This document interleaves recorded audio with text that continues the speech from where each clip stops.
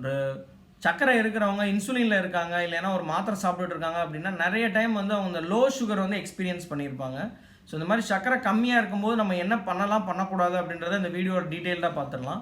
இப்போ ஒரு சர்க்கரை கம்மியாக இருக்குது, நல்லா கான்சியஸாக இருக்காங்க, முழிச்சிருக்காங்க அப்படின்னா அவங்களுக்கு நம்ம இமீடியட்டாக வந்து ஒரு ஹை சுகர் ட்ரிங்க், சுகர் அதிகமாக இருக்கிற மாதிரி ஒரு பானம் கொடுக்கலாம். ஒரு சக்கரை தண்ணி கொடுக்கலாம், சர்க்கரை தண்ணியில் கலந்து கொடுக்கலாம். அப்படி இல்லைன்னா ஒரு கூல்ட்ரிங்க்ஸ் கொடுக்கலாம், இல்லைன்னா ஃப்ரூட் ஜூஸஸ் கொடுக்கலாம், ஈவன் பனானா கூட கொடுக்கலாம். ஒரு 10லேருந்து 15 நிமிஷம் கழித்து ஒரு அதை மெயின்டைன் பண்ணுறதுக்காக வந்து ஒரு மாவு பொருளும் ப்ரோட்டீனும் சேர்ந்த மாதிரி ஃபுட்டு கொடுக்கணும். ஒரு ஃபார் எக்ஸாம்பிள் வந்து ஒரு இட்லி சாம்பார் கொடுக்கலாம், இல்லை ஒரு சப்பாத்தி தால் கொடுக்கலாம், கொஞ்சோண்டு மோரும் ஒரு கடலையும் கொடுக்கலாம். ஸோ இது வந்து நான் அந்த சுகரை வந்து மெயின்டைன் பண்ணுறதுக்கு ஹெல்ப்ஃபுல்லாக இருக்கும். என்ன கொடுக்கக்கூடாது அப்படின்னா பிஸ்கட்ஸ் கொடுக்கக்கூடாது, சாக்லேட்ஸ் கொடுக்கக்கூடாது, அதே மாதிரி வந்து இந்த வடை பஜ்ஜி மிக்சர் முறுக்கு இந்த மாதிரிலாம் கொடுக்கக்கூடாது. இதெல்லாம் வந்து ஃபேட்டோட கலந்துருக்கும். ஸோ அப்சார்ப்ஷனை ஸ்லோ பண்ணும்.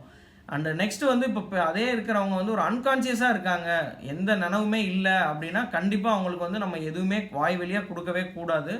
இமீடியட்டாக ஹாஸ்பிட்டல் கூட்டிகிட்டு போயிட்டு இன்ஜெக்ஷன் மூலமாக தான் சுகர் கொடுக்கணும், அவங்கள சுகரை இன்க்ரீஸ் பண்ணுறதுக்கு. லோ சுகர் இருக்கும்போது வந்து பால் கொடுக்கலாமா அப்படின்றத வந்து கமெண்ட்டில் சொல்லுங்கள். அண்ட் இந்த வீடியோவை வந்து தேவையானவங்களுக்கு ஷேர் பண்ணி விடுங்க. தேங்க்யூ.